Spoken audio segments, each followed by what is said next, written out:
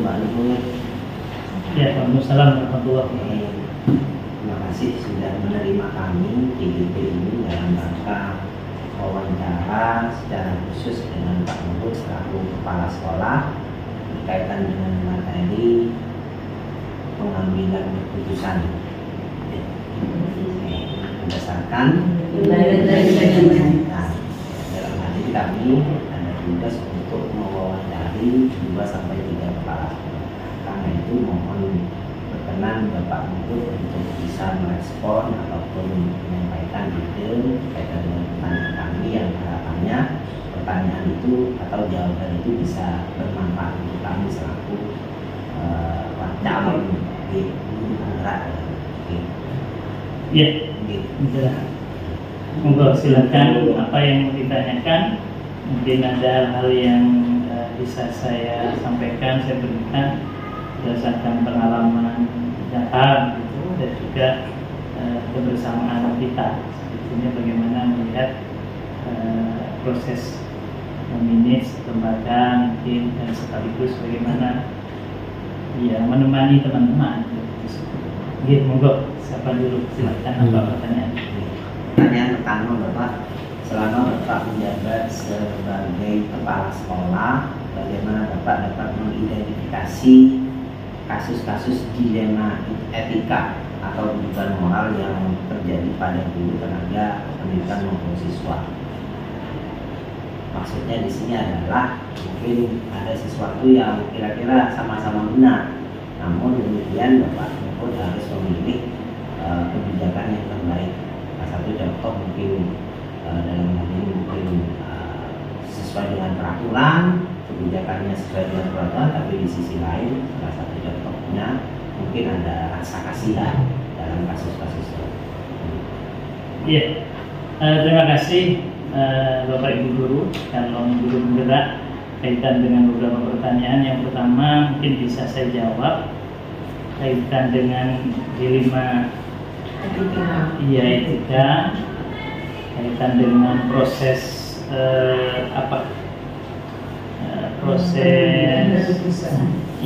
berjalannya kegiatan yang menyangkut tentang guru, tenaga kependidikan juga anak-anak. Pasti saya kira dalam proses berjalannya waktu, dalam kita melaksanakan program-program kegiatan itu, ketika ada target, ada program yang harus dilaksanakan, antara sesuatu yang ditulis hitam di atas putih, pada praktiknya sebetulnya banyak dalam tanda petik masalah itu pasti gitu, dalam proses ini. Maka sebetulnya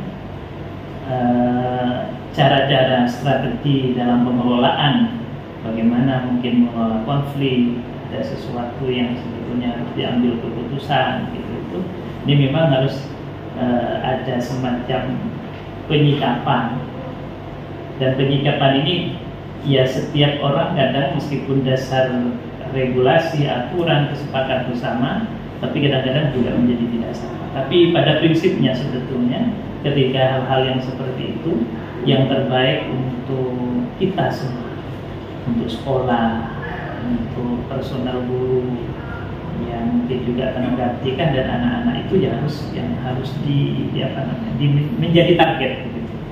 Karena setiap sesuatu yang baik, kalau kita dicarikan jalan itu pasti menurut saya ada. Dan kita harus selalu membuka ruang untuk terus bertemu, menanyakan, belajar bahwa kita ini sebetulnya pada posisi yang sama, tapi ketika kita sudah menerima tugas tambahan, Anda sebagai wakil, sebagai urusan, sebetulnya kita hanya dipilah secara petunjuk dan teknis untuk melakukan sesuatu yang menjadi tanggung jawab. Tapi sekali lagi pada proses implementatif itu memang ya ada, dan ini tidak sedikit. Tapi kalau diniati dengan husnuzon, saya katakan tadi, pasti itu jalan terbaik, solusi terbaik itu selalu ada. Contoh seumpamanya tabarik untuk anak-anak, kaitan dengan regulasi yang sebetulnya kita sepakati sejak awal, kaitan dengan mengukur bagaimana anak-anak kalau ada pelanggaran. Nah, itu ya, di beberapa waktu yang lalu ketika anak-anak melakukan pelanggaran yang berkaitan dengan pidana, ukuran-ukuran pidana, etika yang luar biasa menurut saya. Jadi seumuran anak-anak SMP terus buat event mabuk sama, itu saya kira kalau ukuran poin ya paling sudah tertinggi kan. Tapi akhirnya kita mencari dan kita berdiskusi dan juga banyak usul sebetulnya dari teman-teman, dikeluarkan saja sudah, buat apa? Nah, tapi perspektif itu kita juga mungkin punya, tapi perspektif lain harus menjadi pertimbangan. Disinilah sebetulnya teman-teman JGP itu harus sekali lagi banyak belajar menurut saya, banyak referensi. Tapi ketika anak-anak itu diamanahkan kepada kita, memang tidak dalam posisi anak-anak kan yang terbaik. Nah gitu. Jadi mewarnai, menyikapi kemajemukan, keragaman ini yang harus menurut saya di teman-teman JGP sebagai calon pemimpin nanti harus punya frame itu. Jadi paradigma, pemahaman, berpikir, mengasumsi, mempersepsi itu saya kira harus banyaklah telah referensinya. Jadi kalau mau ambil keputusan akhirnya harus banyak mendengar dan melihat dari posisi mana. Dan ternyata alhamdulillah atas diskusi kita baik dengan wakan, dengan urusan, dengan unit-unit kegiatan yang lain, kesiswaan. Jadi keputusan kita untuk ya paling tidak kita belajar.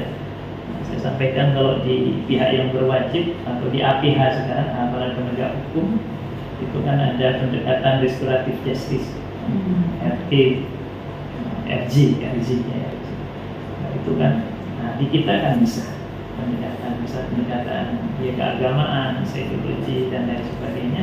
Alhamdulillah anak-anak yang bermasalah dalam tanda petik kemarin akhirnya ya bisa kita atasi bersama. Insya Allah juga menjadi sesuatu. Saya kira itu mungkin yang pertama ya. Mungkin ada lagi apa? Waris dulu, Waris. Baik, terima kasih Bapak untuk pertanyaan yang kedua. Sebelum ke pertanyaan kedua, tadi saya mendapatkan informasi dari Bapak bahwa secara keseluruhan ketika Bapak mensikapi atau mengambil keputusan untuk hal-hal yang terkait dengan masalah dengan anak-anak maupun dengan di sekolah. Nah ini untuk yang pertanyaan kedua, memang kalau tadi disebutkan ada beberapa konflik yang sama-sama benar Bapak. Nah sama-sama benar itu langkah Bapak untuk mengambil keputusan itu seperti apa? Nah, jadi misalkan hal-hal apa saja yang menjadi pertimbangan Bapak dalam mengambil keputusan untuk kasus-kasus tersebut. Jadi hal-hal yang menjadi prioritas Bapak apa itu untuk memutuskan mana yang harus lebih didahulukan dan mana yang harus dipilih. Ya.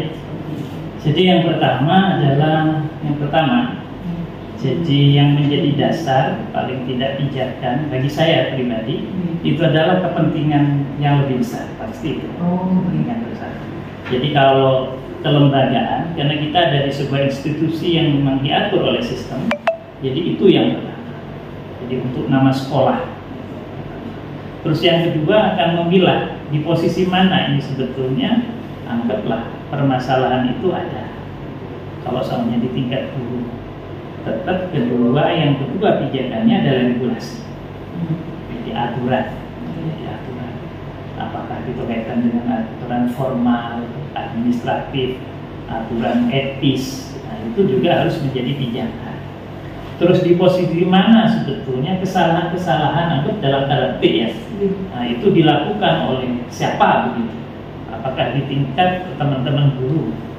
Nah, jadi kalau berkaitan dengan hal-hal yang beradministratif, ya saya kira pendekatannya mungkin lebih juga ke administratif.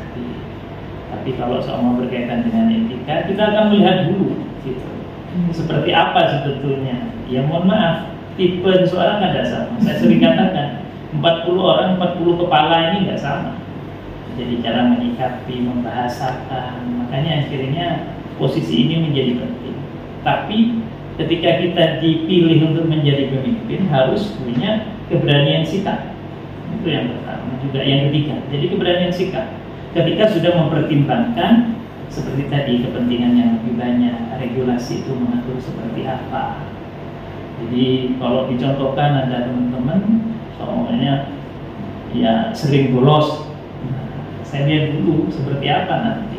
Tapi kalau mengganggu secara keseluruhan pada lembaga ini, proses-proses berjalannya program dan lain sebagainya, ya saya harus tegas. Nah, gitu. Jadi harus tegas. Ya istilahnya tetap. Karena saya sendiri, mohon maaf, dalam proses kepemimpinan itu lebih ke pendekatan ke kekeluargaan, karena semua adalah bersama-sama, tidak ada yang sempurna. Ya saya biasanya mengajak untuk bisa berdiskusi seperti apa. Tapi tetap menurut saya keteladanan itu tetap menjadi pembelajaran menurut saya yang paling baik. Selama ini yang saya lakukan masih sangat jarang untuk memanggil secara personal. Nah, gitu. Kita sampaikan bahwa ini adalah sebuah keputusan bersama, sistem yang sifatnya bersama. Maka di forum-forum kebersamaan, rapat dinas, atau mungkin juga forum-forum apalah yang sifatnya bersama, karena hal itu bisa jadi terjadi pada diri kita sendiri gitu, yang dilakukan oleh teman-teman tertentu soalnya. Jadi lebih ke seperti itu. Saya kira itu Bu, mungkin ya. Masih ada lagi? Terima kasih Pak. Iya, silakan. Ini tadi kalau dari apa yang disampaikan Bapak, jadi ada 3 hal yang menjadi pertimbangan Bapak ya. Yang pertama tadi kalau di istilah kami itu ada end-based thinking Pak. Jadi itu jadi Bapak memikirkan kepentingan orang banyak dulu tadi Bu. Kemudian yang kedua regulasi atau rule-based thinking. Dan yang ketiga tadi kan kepedulian Pak. Iya. Kemudian untuk pertanyaan selanjutnya Bapak, ini misalkan ada permasalahan yang memang butuh kepedulian, tapi sama-sama benar. Nah, itu selama ini Bapak memprioritaskan mana yang harus diambil dulu, yang diambil diputuskan terlebih dahulu.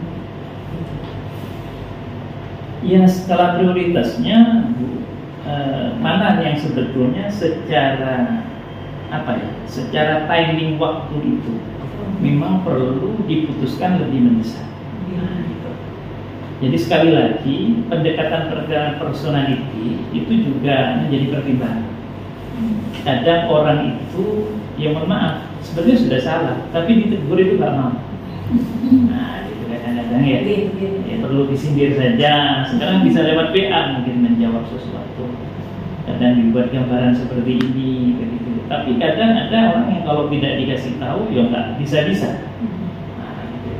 Asalkan proses-proses itu masih tidak dalam posisi mengganggu secara keseluruhan, itu pendekatan ya pelan-pelan itu masih saya ambil. Nah, gitu. Istilahnya tidak konfrontatif, tidak langsung, gitu. Nah, itu saya ambil mas. Tapi kalau memang mengganggu dari sebuah proses hal-hal yang utama, ya saya tegur, saya marah. Jadi akhirnya apa? Ya saya marah mungkin dalam petik ya. Kalau orang itu seolah tidak paham tentang tugas dan juga tanggung jawabnya. Nah di posisi inilah sebetulnya mungkin seperti yang katakan tadi, ketegasan, akhirnya kewenangan, dipilahnya tanggung jawab, ada kepala sekolah, ada waka, ada unit, itu akhirnya harus saya. Jadi contoh soalnya ada kegiatan beberapa waktu yang lalu lah. Nah, gitu. Saya itu paling malu sebetulnya menyampaikan sesuatu tidak dalam bahasa yang lain. Tapi kalau tidak mengerti tanggung jawab pada ini adalah untuk kepentingan yang lebih besar. Dan waktunya sudah sangat mepet soalnya. Ya mungkin dengan apa saya ngomong dengan telepon. Saya tunggu sampai sekarang. Kalau udah datang nanti lah saya gitu. Pilih masuk terus atau gitu. Besok udah usah masuk seterusnya. Nah, bahasa-bahasa yang seperti itu akhirnya menjadi sesuatu yang diperlukan ketika itu berkaitan dengan kepentingan yang lebih banyak, kepentingan yang lebih mendesak, dan itu hal-hal yang utama. Itu saya kira ya.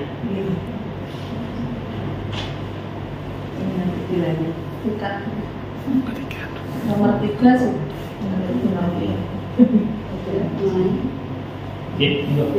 Terima kasih Bapak atas penjelasannya tadi. Kemudian untuk yang selanjutnya, pertanyaan saya adalah barangkali dalam penyelesaian ada kasus tentang dilema etika, ada hal-hal yang Bapak anggap paling efektif untuk penyelesaiannya mungkin? Ya, terus terang saja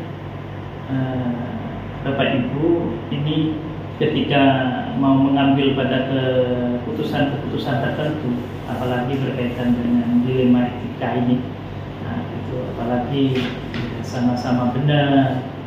Makanya tadi pertimbangan yang paling itu adalah saya melihat bagaimana sebetulnya karakter personality dari teman-teman. Ya akhirnya ketegasan, ya, pemahaman tentang melihat siapa dan bagaimana itu menjadi penting sebetulnya untuk diketahui, untuk dipahami oleh siapapun menurut saya. Banyak belajar dan melihat tentang siapa dan bagaimana orang lain juga memimpin itu menjadi penting. Saya kira bagi saya sekarang menjadi kepala sekolah, waktu dipimpin oleh beberapa kepala sekolah, seluruh kepala sekolah yang pernah memimpin saya dan juga pernah saya disuruh lah itu ya referensi bagi saya. Jadi siapa dan bagaimana pendekatan terbaiknya. Dan bagi saya tidak ada sesuatu yang tidak bisa diselesaikan asalkan tujuannya baik. Saya kira pada akhirnya ternyata bisa, dan kita harus terbuka itu bahwa kita tidak ada yang sempurna gitu. Meskipun itu sama-sama benar. Nah, dalam posisi tertentu. Jadi ketika mohon maaf, contoh kasus semuanya kalau di sini tenaga kebersihan teman. Saya mohon maaf menyetop penyampaian ucapan tim 5 soalnya. Itu sebetulnya kan tidak ada yang salah, sebetulnya. Tapi pada posisi tertentu, jadi pengklasifikasian, pengelompokan itu pada pekerjaan-pekerjaan tertentu menurut etika kebersamaan, kepedulian, saya kira itu bisa dikurangi menggunakan kata-kata itu. Jadi lebih baik teman-teman saja. Nah, bahwa saya sampaikan kan bahwa apa yang tidak baik dilihat kita sebetulnya juga sama. Cuma mereka ingin sama dihargai gitu. Jadi pendekatan personality seperti ini menurut saya sangat bisa dilakukan oleh siapapun, dan ini adalah ya saya hasil yang belajar gitu. Dan insya Allah kalau ini yang dilakukan dengan rasa keterbukaan, terus partisipasi, insya Allah saya kira dengan sendirinya orang melakukan itu akan dengan senang hati, meskipun itu sesuatu yang mungkin sangat berat secara fisik. Saya kira ini mungkin begitu.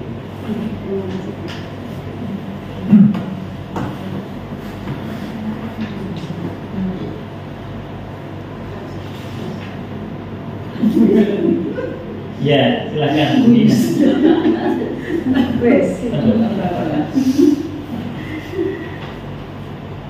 Terima kasih Bapak untuk kesempatannya. Selama Bapak menjadi kepala sekolah, tentu banyak sekali keputusan-keputusan yang sudah Bapak ambil, terutama dalam kasus-kasus dilema etika. Tantangan apa saja Bapak yang Bapak rasa Bapak alami selama Bapak mengambil keputusan-keputusan tersebut? Iya, kebetulan saya sebelum sampai ke Raksan 1, saya diberi tugas pertama di Projil 2, terus ke Python 2, ke Maron 1, dan masuk ke sini. Ya, yang paling menjadi tantangan sebetulnya ini konflik konflik solutif sebetulnya yang harus dijadikan jalan keluar antara seorang pemimpin dengan teman-teman, dalam tanda petik itu anak buah gitu, yang sebetulnya sah menurut ukuran etika tadi, tapi nggak merasa. Nah, gitu. Jadi ya mungkin ya bahasanya itu bandel omongnya ya. Dikasih sindir juga nggak bisa, dipanggil nanti takut seperti apa, itu sebetulnya tantangan. Tapi sementara ini dengan keterbukaan bersama, dengan saling memberi, menerima saran dari siapapun, dengan bahwa kita adalah sebagai keluarga, itu tidak ada yang sempurna. Terus pada saat tertentu menurut saya kalau kepala sekolah atau pemimpin itu tetap dengan keteladanan, ya pada saat tertentu memang meskipun tidak secara formal, nah itu yang menyampaikan. Ini mohon maaf satu mungkin. Ya, dari yang saya alami hari ini, contoh tenaga kependidikan bidang tugasnya satpam, nah itu ya kalau karena dekat jalan kan tugasnya juga nyebrangkan anak-anak. Nah kalau satpamnya yang nyebrangkan anak-anak datangnya jam 7, anak-anak sudah masuk, ya kan lucu. Nah begitu itu. Jadi kami mencoba mensituasikan dengan program. Nah, gitu. Dengan program, contoh menjemput anak-anak tapi dengan bersama-sama. Akhirnya dijadwallah piket. Dibuatlah ketentuan bahwa yang piket harus datang jam 6 atau apa begitu yang tersusun, bahwa itu menjadi komitmen bersama. Akhirnya secara tidak langsung ya kami tidak hanya memimpin rapat, tapi juga memberi contoh untuk menemani. Kalau kita soal ngomong jam 6, ya jam 6 juga harus datang menemani siapapun itu yang memang berjadwal itu. Bahkan bisa jadi kepala sekolah tidak ada piketnya dan dia harus menemani yang piket. Nah, gitu. Jadi dan proses-proses ini pada saat tertentu bahkan ya seperti yang sempat ditanyakan tidak ngerti-ngerti. Ya akhirnya pada kesempatan tertentu meskipun secara informal akhirnya diajak. Dan tadi alhamdulillah bisa berubah kok, bisa berubah meskipun tidak langsung.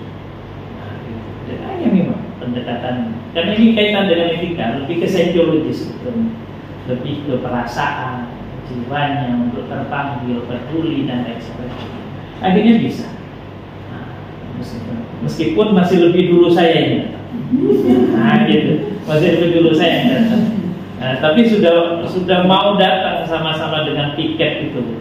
Nah, kan sudah lumayan, sudah jauh perbedaan. Nah, sampai teman-teman bilang, nah, ini sembuh ada Pak Deputi. Ya, alhamdulillah kan gitu. Jadi saya kira itulah berbagi kemanfaatan dengan cara-cara seperti itu. Saya kira itu mungkin Bu Dina. Terima kasih Bapak. Ya.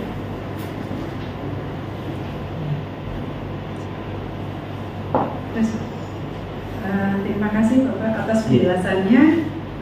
Untuk pertanyaan selanjutnya, Bapak selama ini sudah banyak menyelesaikan kasus-kasus yang minim keamanan ya Pak ya. Terus di tengah-tengah kesibukan Bapak untuk memimpin di beberapa sekolah, yang saya tanyakan sekarang dalam menyelesaikan kasus-kasus tersebut, apakah Bapak punya jadwal tertentu atau khusus, dan bagaimana proses untuk menyelesaikan kasus-kasus tersebut?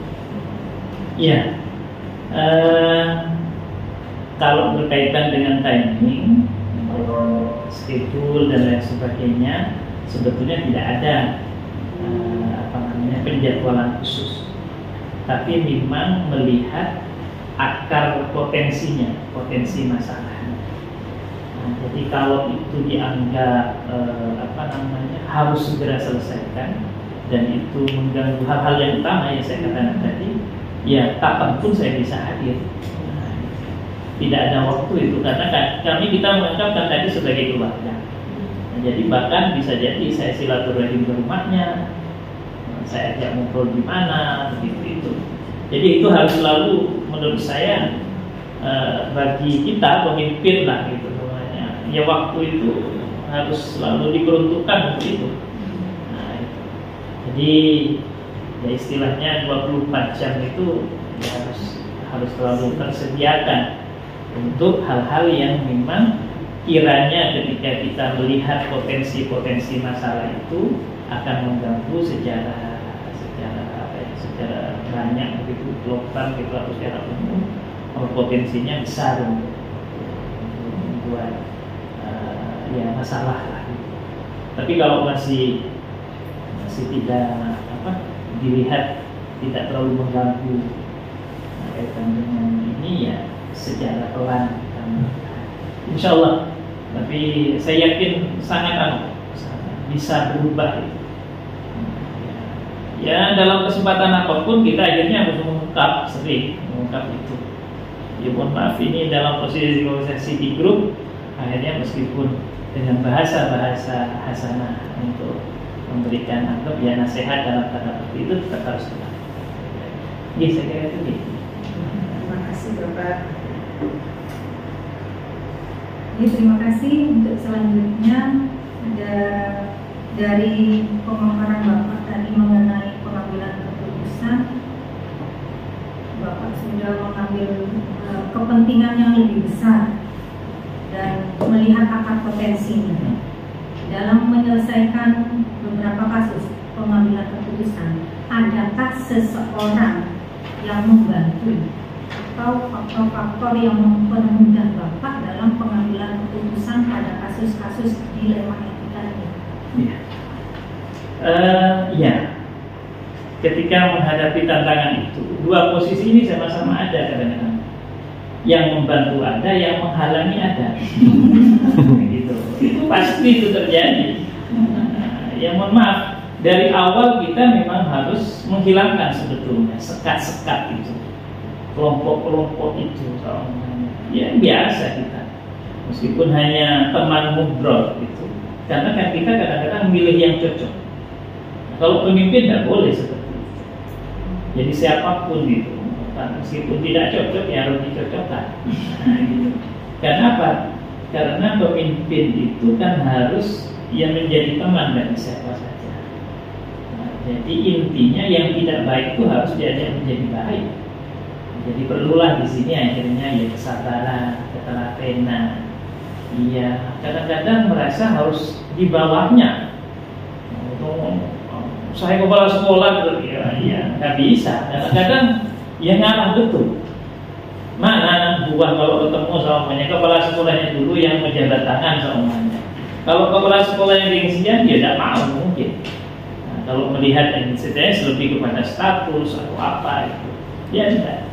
Kalau bisa kita yang datang. Nah, apakah ada yang membantu? Yang baik itu lebih banyak yang membantu. Jadi secara personal pasti orang yang berpikir tentang sesuatu yang baik, anggaplah punya pikiran baik-baik begitu itu membantu semua. Tapi apakah semua? Tidak semua. Nah, gitu. Makanya pada posisi inilah sebetulnya kita menjadi pemimpin itu akhirnya perlu seni, perlu gaya, perlu pendekatan yang lebih arif begitu. Ya kalau secara teknis Bu, kalau saya karena ingin secara pembagian tugas itu biar betul-betul saling belajar. Nah, ya kalau contoh tadi soalnya, makanya saya kalau ada urusan-urusan yang dari luar sifatnya eksternal dan itu bersifat administratif, itu juga harus biar belajar. Begina soalnya kemarin kasus kembali menyampaikan surat tentang sosialisasi dari puskesmas. Yang diberitahukan surat ke saya sore tadi belum ditandatangani. Nomor 1, 2, 3 ini maksudnya yang mana tidak urus masih ini. Saya bilang kalau suratnya seperti ini nggak usah diterima sosialisasi. Nah, apakah itu sebagai konfirmasi untuk menerima? Tapi tidak etis menurut saya. Dan ini antar lembaga. Nah, itu saling belajar. Nah ini saya sampaikan dulu. Sama surat itu ternyata sudah datang. Nah, saya disposisikan surat itu untuk siapa? Kalau kesehatan berarti siapa? Kesiswaan sama UKS PNR. Kalau soal berkaitan dengan ketenagaan administratif saya ke Pak Nur dulu. Nah itu meskipun ke Wakaf biasanya saya kirim juga. Begitu. Jadi ini sama-sama belajar. Mereka itu akan membantu kalau ada apa-apa. Karena kita ini membagi peran. Nggak bisa sendirian itu nggak bisa. Jadi butuh semua kebersamaan, maka disitulah nanti itu kalau ada konflik-konflik ya yang sifatnya tadi ya konflik etika gitu ya. Jadi akhirnya saya harus minta pertimbangan kalau berkaitan dengan Bapak Ibu guru gitu. Tanya guru yang sudah lama ya, jangan tanya yang baru jadi guru. Ya tanya ke siapa yang mau pensiun. Nah, gitu saya tanya Pak Harwan ngomong-ngomong tentang bagaimana, bahkan muridnya itu yang tukaran malah muridnya kan. Oh, muridku lagi nih Pak. Oh, ini belum mulai lapor. Dia tukang tukaran. Tukaran itu. Akhirnya saya tahu kan. Nah, akhirnya pendekatannya juga lain. Hal-hal yang seperti ini saya kira butuh. Saya harus memanggil siapa berkaitan dengan tugas umumnya ya waktu saya panggil. Apa saran-saran? Belum tentu, meskipun waktu mungkin sesuai dengan harapan informasi yang saya ambil. Dan kalau sesuatu itu keinginan yang baik, nggak ada yang. Jadi kita optimis bahwa semua akan mendukung. Saya kira kalau dalam pembagian tugas itu tetap harus disesuaikan. Ya, saya kira itu mungkin penting. Terima kasih.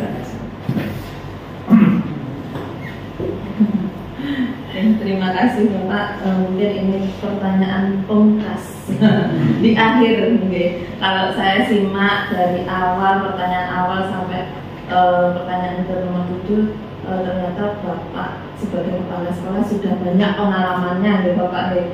Satu pertanyaan dari saya yaitu pelajaran apa yang dapat Bapak ambil ketika Bapak melakukan sebuah pengambilan keputusan ketika dihadapkan oleh permasalahan dilema etika ini, Bapak?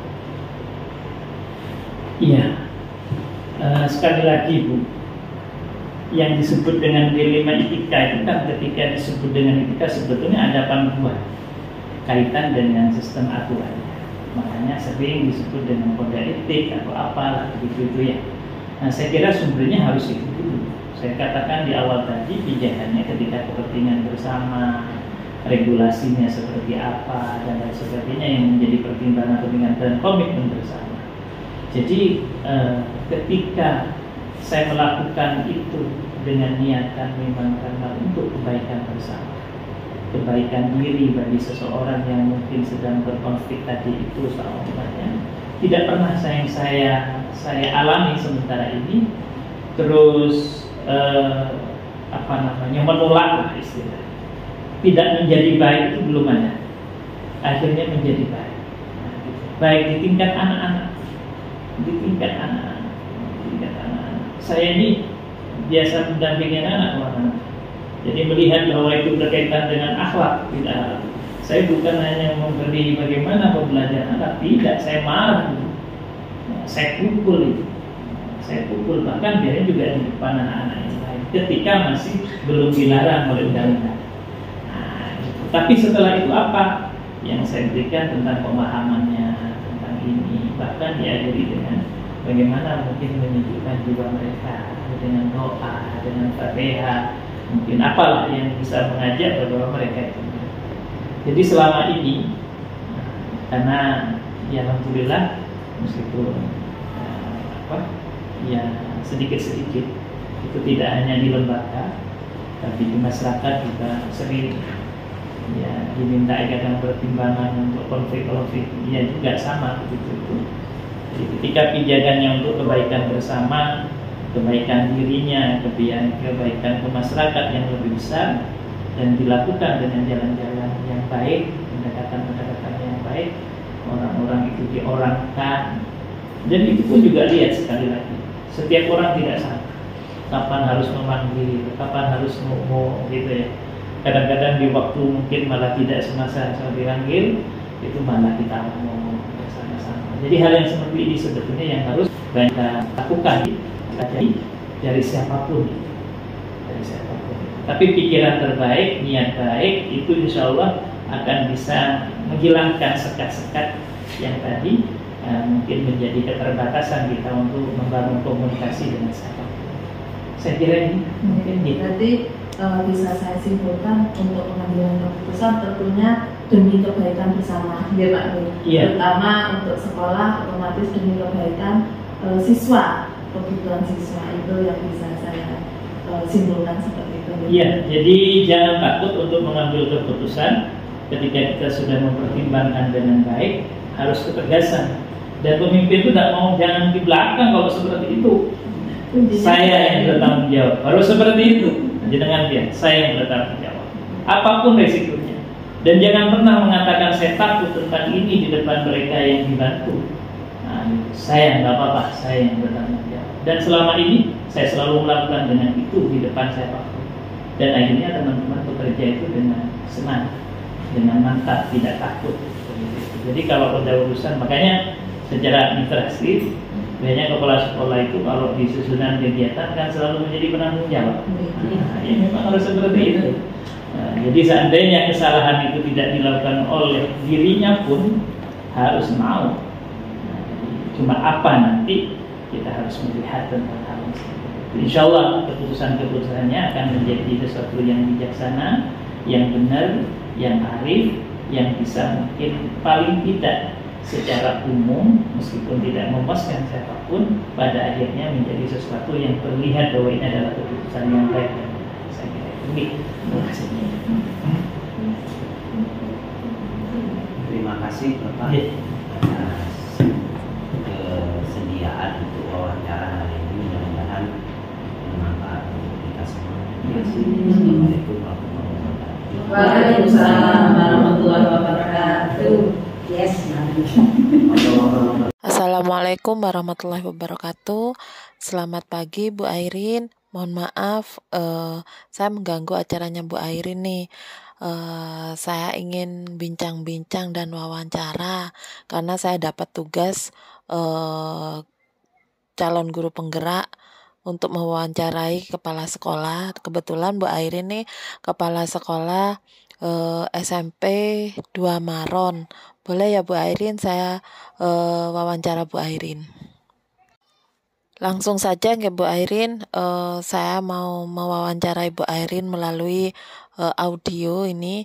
Yang pertama, selama Bu Airin menjabat menjadi kepala sekolah, bagaimana Bu Airin dapat mengidentifikasi kasus-kasus dilema etika atau bujukan moral yang terjadi pada guru atau tenaga kependidikan maupun siswa di sekolah Bu Airin? Ketika kita menghadapi kasus-kasus yang berhubungan dengan dilema etika atau bujukan moral, kita bisa kembali lagi pada aturan ataupun norma yang berlaku. Dan pastinya kita juga berpegang teguh pada mana yang benar dan mana yang salah. Oke, terima kasih Bu Airin. Saya lanjut ke pertanyaan kedua. Selama ini bagaimana Bu Airin dalam menjalankan atau mengambil keputusan di sekolah, terutama untuk kasus-kasus di mana ada dua kepentingan yang sama-sama benar atau sama-sama mengandung nilai kebajikan. Kemudian, hal apa saja yang menjadi pertimbangan Bu Airin dalam pengambilan keputusan untuk kasus-kasus yang sama benar atau kasus-kasus yang sama-sama mengandung nilai kebajikan moral? Jika kasus yang sama-sama benar, kira-kira mana yang akan Bu Airin prioritaskan untuk menyelesaikan atau untuk memutuskan terlebih dahulu? Ada banyak hal yang bisa menjadi pertimbangan untuk kita untuk mengambil keputusan. Seandainya jika menemukan kasus yang sama-sama benar atau kasus yang sama-sama memiliki kebajikan, di antaranya kita bisa identifikasi lagi kasus-kasus tersebut, ya, kita analisis SWOT, bagaimana yang lebih banyak kebajikannya, artinya mana yang lebih. Jika mengambil keputusan tersebut, apakah ada dampaknya? Kemudian pastinya juga kita masih berhubungan dengan hati nurani juga. Dan tidak hanya mendengarkan dari salah satu sisi, kita juga bisa mencari sumber-sumber lain atau fakta-fakta lain yang berhubungan dengan kasus tersebut. Sehingga itu menjadi pertimbangan untuk kita, ya. Jadi kita cari lagi sumber-sumber yang lain, kemudian kita hubungkan juga dengan pemikiran orang lain bagaimana dampaknya, dan kita baru bisa ambil keputusan. Pastinya yang diambil adalah keputusan yang lebih banyak manfaatnya daripada kemudaratannya, ya. Dan pastinya yaitu tadi, kita harus mencari fakta-fakta yang lain ya, sehingga kita bisa mengidentifikasi dan menyaring masalah. Kita juga bisa menentukan siapa saja yang terlibat. Kemudian jika pilih A bagaimana dampaknya, jika pilih B bagaimana dampaknya, dan baru kita pertimbangkan dengan rasa berdasarkan nilai yang lebih baik, lebih manusiawi, lebih adil, kemudian lebih memiliki dampak baik dan memiliki manfaat yang lebih banyak, itu yang kita ambil. Oke, terima kasih Bu Airin. Untuk pertanyaan berikutnya, langkah-langkah atau prosedur seperti apa yang bisa Bu Airin lakukan selama ini dalam pengambilan keputusan pada kasus-kasus yang terjadi di sekolah Bu Airin? Langkah-langkahnya ya pastinya yang pertama kita harus identifikasi lagi ya masalah tersebut atau kasus tersebut ya. Kemudian kita cari informasi ya dari sumber-sumber lain atau pihak-pihak yang terlibat ya, siapa saja pihak yang terlibat. Kemudian kita kumpulkan fakta-fakta ya, kita analisis kembali ya. Kemudian kita pertimbangkan ya apa saja manfaatnya dari jika kita mengambil keputusan A, dan manfaatnya jika kita ambil keputusan B, serta dampaknya apa akibatnya yang terjadi jika kita ambil keputusan A dan ambil keputusan B, atau mungkin bisa saja ada alternatif atau solusi lain yang bisa jadi lebih baik ya. Jadi kita harus pertimbangkan banyak hal. Kemudian bisa menggunakan konsep bagja juga, seperti buat pertanyaan, ambil pelajaran, gali mimpi, jabarkan rencana, dan juga atur eksekusi ataupun mengambil keputusan. Kemudian, hal apa saja yang selama ini Bu Airin anggap efektif dalam pengambilan keputusan pada kasus-kasus dilema etika yang terjadi di sekolah Bu Airin?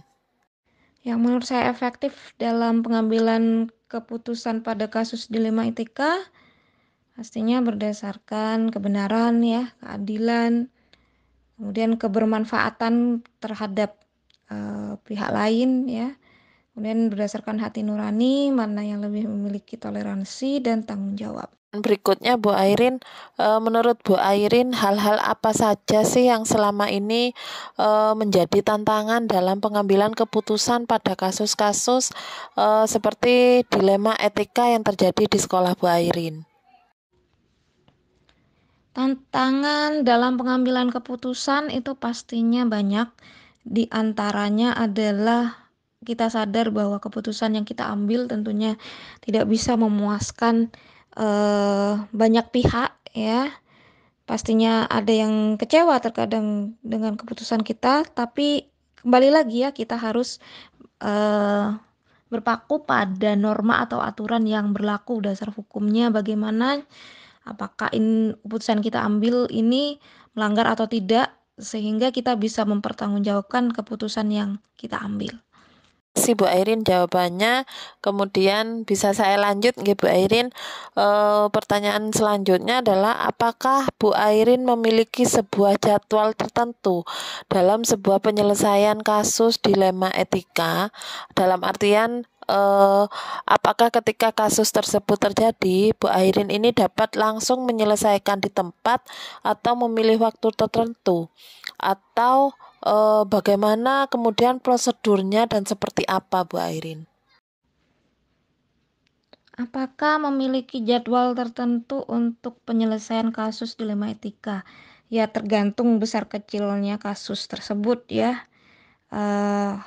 Kalau dampaknya tidak terlalu besar, kita bisa langsung ambil keputusan saat itu juga. Tapi kalau permasalahan atau kasus tersebut cukup besar, maka kita harus berpikir lebih dahulu. Jadi kita harus ambil waktu untuk menganalisisnya, untuk identifikasi masalah, mencari fakta juga. Kemudian dengan mempertimbangkan banyak manfaat dan kebajikannya bagi memiliki manfaat lebih banyak atau kebajikan lebih banyak untuk pihak lain ya, seperti itu. Jadi tergantung kasus yang kita hadapi. Berikutnya Mbak Airin, adakah seseorang yang membantu atau faktor-faktor yang mempermudah Bu Airin dalam mengambil keputusan pada kasus-kasus dilema etika yang terjadi? Yang membantu kita untuk mengambil keputusan banyak ya. Kita bisa mengumpulkan sumber-sumber fakta-fakta dari pihak yang terkait ya, tergantung kasus yang kita hadapi pihak terkait.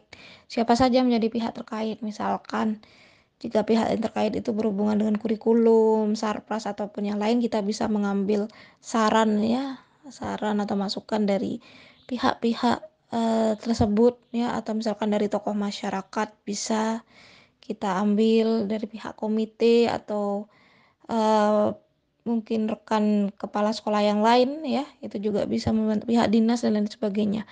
Jadi kita bisa identifikasi kira-kira pihak-pihak mana saja yang bisa kita ambil saran untuk membantu menyelesaikan kasus tersebut. Baik Bu Airin, ini mungkin pertanyaan terakhir dari saya Bu Airin. Berdasarkan pengalaman Bu Airin sebagai kepala sekolah nih, kira-kira menurut Bu Airin apa sih pembelajaran yang didapat pada saat pengambilan keputusan dilema etika yang Bu Airin pernah lakukan? Dalam hidup pastinya kita selalu menghadapi kasus atau permasalahan ya, dan ini menjadi tantangan untuk kepala sekolah, bagaimana kita melakukan sebuah analisis SWOT ya, dalam apa yang kita hadapi ya. Jadi apa jika ambil keputusan ini, apa saja kelebihannya, apa saja keunggulannya, dan apa yang menjadi kekuatannya daripada misalkan kita ambil solusi di antara A dan B. Jadi membuat kita harus lebih bijaksana dalam menghadapi permasalahan-permasalahan yang ada di lingkungan sekolah ya. Semakin kita banyak menghadapi masalah, kita juga bisa belajar banyak kasus ya, banyak kasus dan bisa melihat dari segala sisi. Dan kita tetap acuannya adalah dasar hukum atau norma ya yang berlaku, dan pastinya kita akan melihat mana yang memiliki kebajikan atau kebaikan atau kebermanfaatan bagi pihak lain, dan itu yang harus dicari yang lebih banyak. Baik Bu Airin, terima kasih banyak atas jawaban-jawaban yang telah diberikan oleh Bu Airin. Saya rasa Bu Airin ini selama menjadi kepala sekolah sangatlah bijaksana, di mana Bu Airin dapat mengambil sebuah keputusan tanpa pro dengan pihak salah satu pihak. Bu Airin juga bisa melaksanakan sebagai pemimpin pembelajaran, sebagai kepala sekolah, Bu Airin dapat mengambil keputusan sesuai dengan langkah-langkah yang ada. Baik itu ketika Bu Airin dihadapkan oleh kasus dilema etika maupun kasus bujukan moral. Oke, baik Bu Airin, terima kasih banyak atas waktunya. Saya mohon maaf mengganggu. Mungkin itu saja yang bisa saya wawancarai. Saya akhiri. Terima kasih. Wassalamualaikum warahmatullahi wabarakatuh.